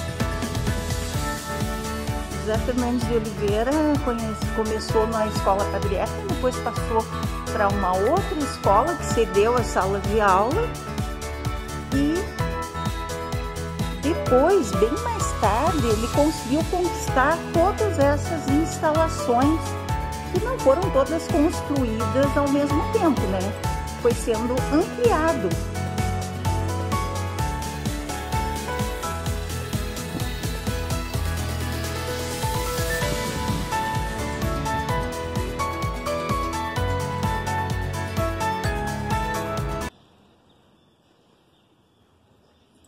Em outras salas de aula aqui.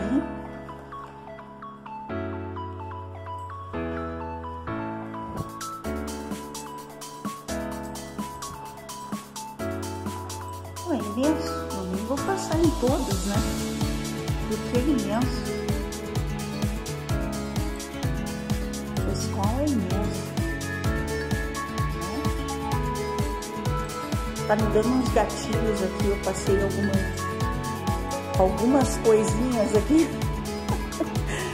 Então tô lembrando assim, dia de chuva, passando por essa passarela, indo da aula. Lembrando algumas coisas.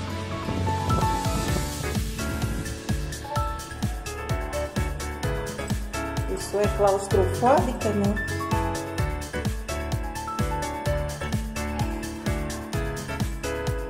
Vou subir essas escadas aqui, que outrora subi. Quero ver se encontro a primeira sala de aula onde eu dei aula para o estado do Rio Grande do Sul. É um imenso painel aqui, eu subi essas escadas.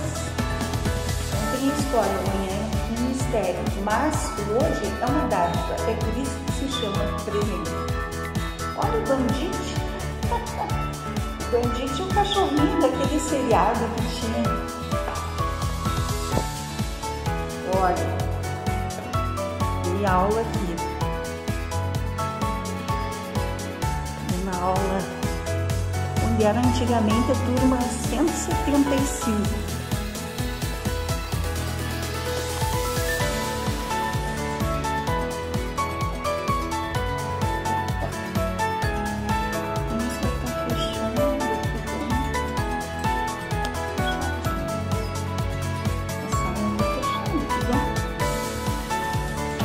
Onde eu comecei a dar aula era a turma 175 e era essa sala aqui, ó, primeira que eu entrei.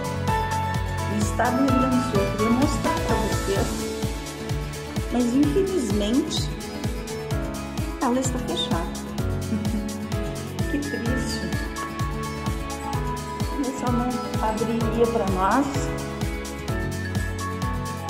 Olha, é imensa.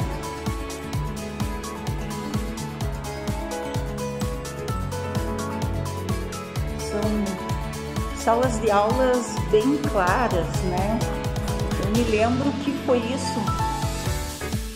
Qual é o seu papel pessoal na promoção da saúde mental em sua comunidade e em sua vida cotidiana? Uau! Excelente questionamento, dá uma excelente aula, né? Olha aí.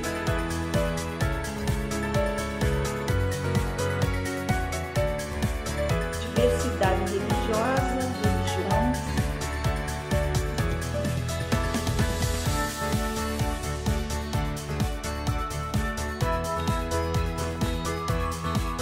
Então, olha a araucária lá no fundo. E as araucárias. Ainda restaram algumas. Então, queria mostrar para vocês o que mais eu admirei quando entrei na sala de aula dessa escola. Primeira vez que eu dei aula para o estado, aula de história. O que eu mais me admirei foi a claridade e as salas amplas. O fato das salas serem amplas e claras me impressionou muito, porque eu vinha de uma escola pequena no município e me deparei com salas espaçosas e bastante claras. Agora eu estou descendo.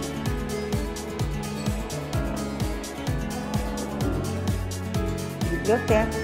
Vamos desafiar a biblioteca agora. Armários, muito interessante. Vou perguntar para que são os armários. Olha o que eu vi, ó. Como calcular a porcentagem, transformação da porcentagem em fração com denominador igual a 100, transformação da porcentagem em número decimal. Regra de 3. Então, isso a gente sempre aprendeu nas escolas, né? Não sei por que as pessoas pensam que a gente não aprende nada na escola. Sempre foi aprendido, né, a questão dos juros.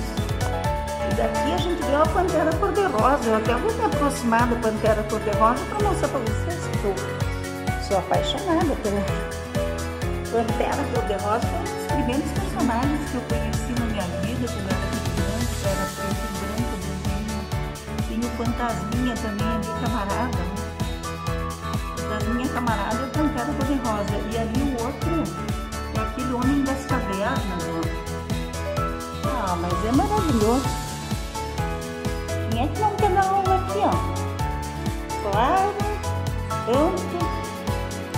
Temos ali que tem outra chuva. Sala de aula está. Na verdade, não fechou. O quadro é branco, tem projeto no próprio quadro, né? Vamos à biblioteca.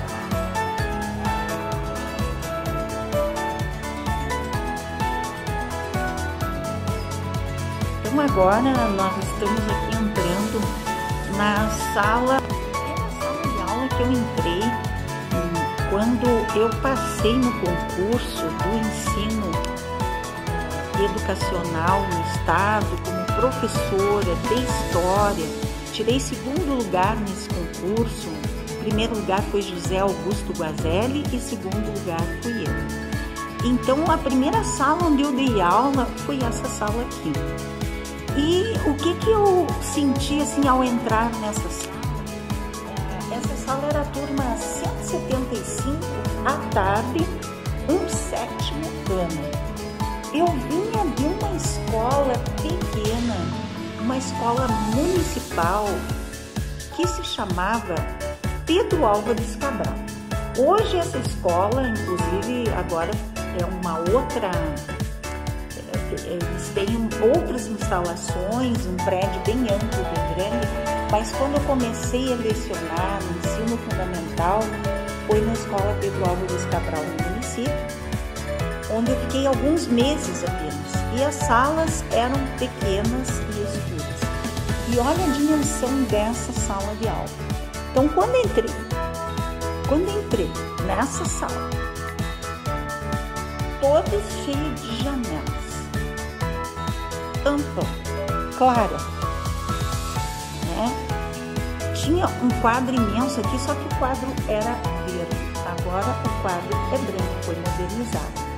Até por conta do data show que no ano 2000, quando entrei aqui, no ano 2000, não tinha ainda essa tecnologia, não existia ainda o data show.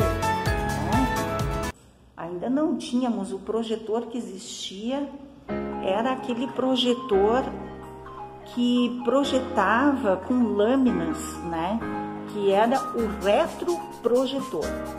Então vocês vejam a paisagem que tinha, né? Com árvores, né? E vou mostrar um pouquinho aqui que aquelas árvores ali são antigas, né? Então, olha a paisagem, né? Com araucária, diversas árvores, né? Uma escola com pátios imensos e uma escola com uma sala de aula muito ampla e clara.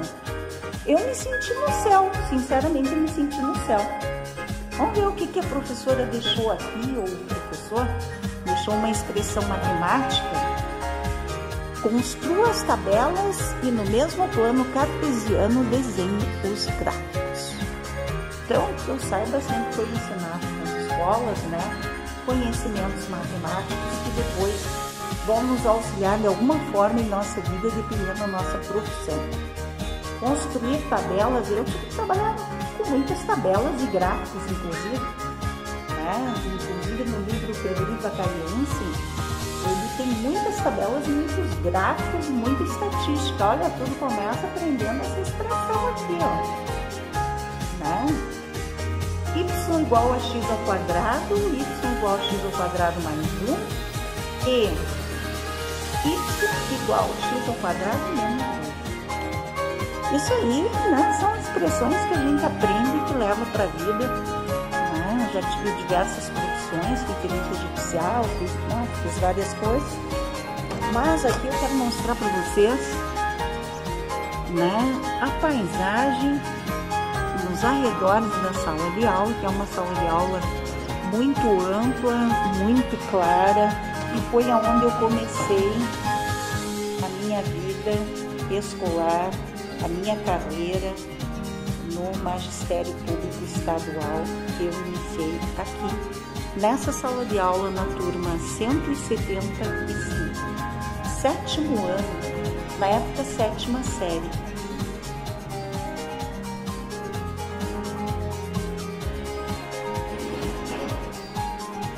Então é isso, agora aqui só dei uma passadinha aqui nessa sala, estava fechada. São salas bem amplas, agora estão aparelhadas com data show. Para mim é uma surpresa, né? Porque eu fui uma daquelas professoras que levava o data show e o notebook na mochila para preparar uma aula especial. Então hoje eu fico positivamente, a gente pensou que teria tirado todo o peso, o meu data show era bem maior que esse, o modelo antigo, né? Eu teria, o quadro é branco, ó, para poder projetar nele. Teria sido bem mais fácil para mim se tivesse essa aparelhagem, né? Mas eu não peguei essa época.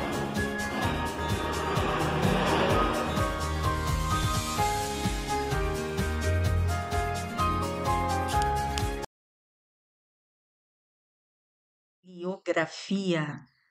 Sétimo encontro dos municípios originários de Santo Antônio da Patrulha, docentes da escola.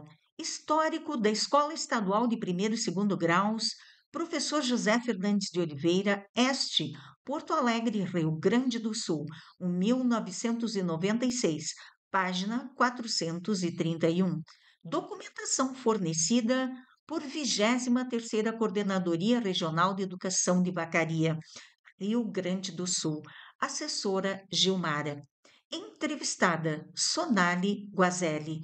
Websérie A Educação nos Campos de Cima da Serra, 1831-2023. Canal YouTube HL História Legal. Meu muito obrigada a todos vocês. Canal YouTube HL História Legal. Proprietária Isabel Carneiro de Almeida. E-mail historialegal2022@gmail.com. Instagram História Legal 2022. Websérie A Educação nos Campos de Cima da Serra, 1831-2023. Créditos. Autora Isabel Carneiro de Almeida. Filmagem, fotografia, edição de vídeo, narração e escrita. WhatsApp 51996899085. PDF R$ 25. Físico R$ 50. Para aquisição do livro O Frigorífico Vacariense nos Campos de Cima da Serra e o Milagre Brasileiro, 1964-1997. Uma verdadeira relíquia, já que não temos mais o acervo, que foi descartado, infelizmente, pela Unicinos judicialmente. Websérie A Educação nos Campos de Cima da Serra, 1831-2023.